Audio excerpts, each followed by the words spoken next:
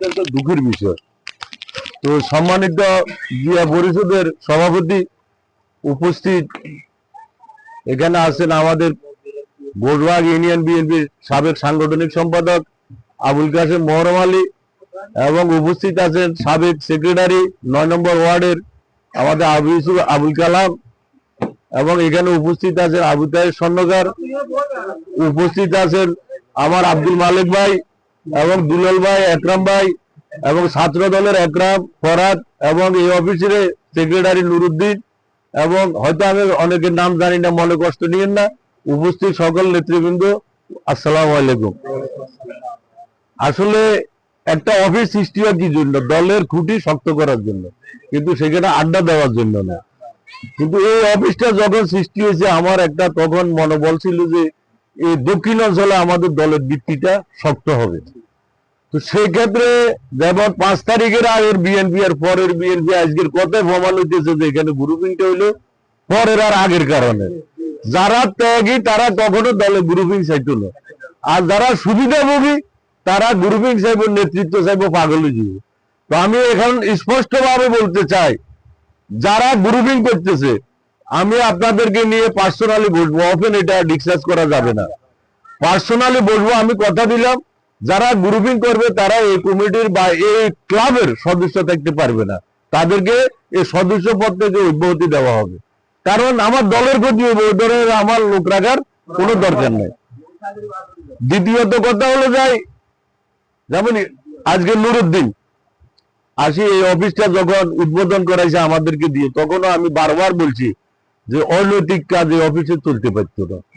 তো আমি অনৈতিক কাজ দেখিও না, কিন্তু আমার কথা হলো যারা এই অপপ্রচার করেন, চাঁদাবাজি বা বিভিন্ন কথা, এখানে অনৈতিক কাজ হয়, যদি প্রমাণ দিতে পারে সাথে সাথে অফিস বন্ধ করে দিব, শাস্তি দেব। কিন্তু মিথ্যা কথা অপপ্রচার করবেন, এটা যদি প্রমাণ না দিতে পারেন আপনাদেরকে ভবিষ্যতে ছাড় দেওয়া হবে না। কিন্তু আপনারাও সাবধান, অপপ্রচার করতে হিসাব করে করবেন, সঠিক প্রমাণ দিতে হবে। প্রমাণ ছাড়া কোনো অপপ্রচার করা যাবে না। আর আপনাদের কাছে আমার কথা হলো, আমাদের মোহরম আলী তো আপনাদেরকে সবভাবে বুঝেছে। কি বুঝেছে? যে পিআর পদ্ধতি কি একটা বুয়া। কারণ পিআর পদ্ধতি একটা জারক সরকার ভোট দিবেন, আমি দক্ষিণ সোনা দিয়া চলে যাবো কবিরাট, এটা হলো যে পিআর পদ্ধতির নিয়ম। কারণ আমরা এমপি বানাইবেন, কোম্পানিগঞ্জ ভোট দিবেন লাই, দেখা গেলো এটারে বাংলা জীবন মাইজি। সুতরাং পিআর পদ্ধতি একটা ভুয়া।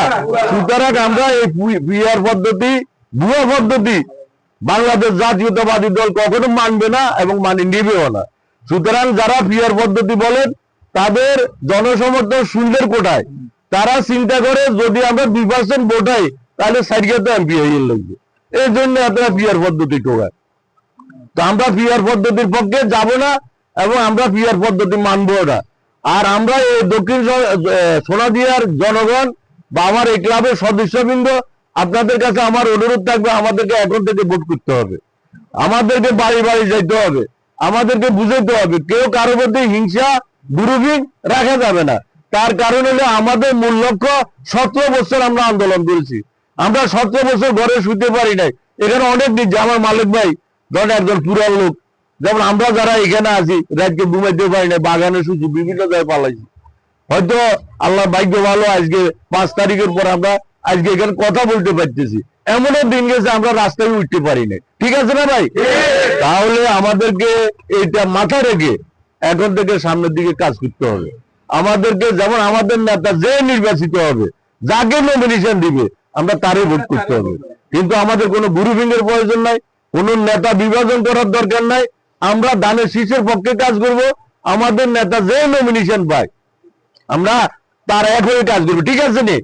যদি এক হয়ে কাজ করতে হয়, এই দক্ষিণ সোনা দিয়ে আপনাদেরকে ঐক্যবদ্ধ থাকতে হবে। যদি ঐক্যবদ্ধ না থাকেন, প্রতিহিংসা থাকে, একে অপরের প্রতি গ্রুপিং থাকে, কোনোদিন ভালো রেজাল্ট করতে পারবেন না। তাই এখন থেকে আপনাদেরকে ওয়াদাবদ্ধ হতে হবে, আমরা এক মায়ের সন্তান, সেই হিসাবে আমরা এক হয়ে কাজ করতে হবে। কি জন্য? ধানের শীষের জন্য, বাংলাদেশ জাতীয়তাবাদী দলের জন্য, কারণ ব্যক্তির জন্য নয়, চাঁদাবাজির জন্য নয়, প্রতিহিংসার জন্য নয়, জমি দখলের জন্য নয়। কি জন্য? বাংলাদেশ জাতীয়তাবাদী দলের জন্য, দেশকে রক্ষা করার জন্য, দেশকে একটা সুশৃঙ্খল স্থানে পৌঁছানোর জন্য আমাদেরকে বাংলাদেশ জাতীয়তাবাদী দল বিএনপির পক্ষে কাজ করতে হবে। এবং ভোটের কাজ করতে হবে। তো আপনাদের কাছে আমার অনুরোধ থাকবে, আপনারা এখন থেকে পাড়া মহল্লায় বাড়িতে মা বোনকে বুঝাবেন। ও যারা একটা তাবলিগের মতো মহিলা বাইরেছে, যাই বাড়িতে মা বোনদেরকে উল্টা বুঝায় তাদেরকে মসজিদে যায় উল্টা বুঝায়। তো আপনারা এটা থেকে সাবধান থাকবেন, মা বোনকে বাড়িতে বলে দিবেন এই ধরনের কেউ আসলে তাদের কথা শুনিও না, ওই মিথ্যা বিভ্রান্তিকর কথা শুনবে না। এটা আপনারা বলবেন তো ইনশাল্লাহ? বলে দিয়েন, কারণ মা বোনদেরকে না বললে তারা তো মা বোনরা আবেগ প্রবণিত, তারা হয়তো এমন কথা তুমি বিশ্বাস করিয়া নেবে, আসলে কিন্তু কথাটা সত্য নয়, কথাটা হলো ভুয়া। তো আর যেটা আজকে ক্লাবের ব্যাপারে আসছে, তো ক্লাবের লোকজন নিয়ে আমি আমার ইউনিয়নের সেক্রেটারি সাবেক বা মোহরালি আছে, কালু আছে, পার্শ্ববর্তী আরো যারা আছে নেতৃবৃন্দ নিয়ে আমরা বলবো, যদি কোনো ত্রুটি থাকে সংশোধন করা হবে। আর যদি কোনো কুচক্রিমল এই ক্লাবের সদস্য হয়ে থাকে, এটারে চিহ্নিত করতে হবে আপনারা, এটাকে আমরা চিহ্নিত করতে পারি না। তাহলে আপনারা চিহ্নিত করলে যার প্রতি আপনাদের যেমন ব্যাটো আসে, আমরা কিভাবে কিনতে হতো আমরা চিন্তা করব। আর যেমন যারা আওয়ামী লীগ, যেমন অনেকে বলে আওয়ামী লীগের লোকে অনেক কথা বলে, কিন্তু তারা 17 বছর আমাদেরকে জ্বালাইছে, কিন্তু আমরা এখনো একদিনও জ্বালাইনি। এখনো আমরা আমাদের পাড়া প্রতিবেশী ভাই হিসেবে আমরা তাদেরকে দেখি, কিন্তু আসলে মনে হয় যে তারা ভাবতেছে এই জায়গাটা আমরা ভুল করতেছি। তো সাবধান, আপনারা আইলে বিলে কথা করেন না, আর আপনারা সঠিকভাবে চলেন, কে কিছু করতে না। আর আপনারা আইলে বিলে চলবেন, আপনাদেরকে কে ছাড় দিত না, ঠিক আছে? আপনারা লাগবে না। আর আপনারা অযৌক্তিকভাবে